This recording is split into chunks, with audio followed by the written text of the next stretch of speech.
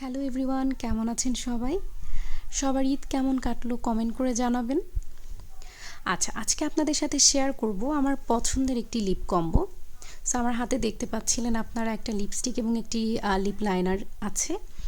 প্রথমে অ্যাপ্লাই করছি lip liner, আর lip লাইনারটা হচ্ছে বিউটি গ্লেজ ব্র্যান্ডের B104 শেডটার নাম হচ্ছে মোচা ব্রাউন।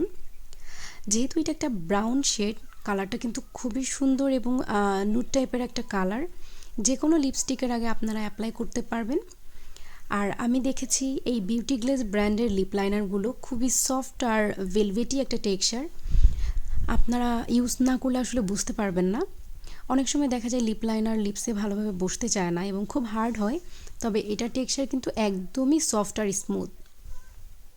এখন আমি অ্যাপ্লাই করব লিপস্টিক। এটা হচ্ছে কালার ম্যাক্স ব্র্যান্ডের টেল আভিভ শেড।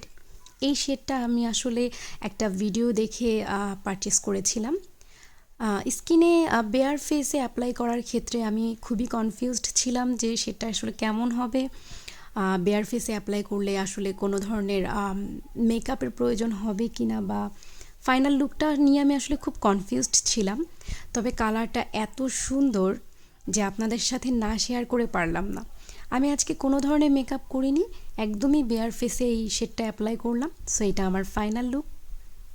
আপনারা চাইলে ট্রাই করতে পারেন, আর হ্যাঁ, কমেন্ট করে অবশ্যই জানাবেন আপনাদের পছন্দের লিপস্টিক শেড কোনটা। ইনশাল্লাহ আমিও ট্রাই করে ফেলবো। আল্লাহ হাফিজ।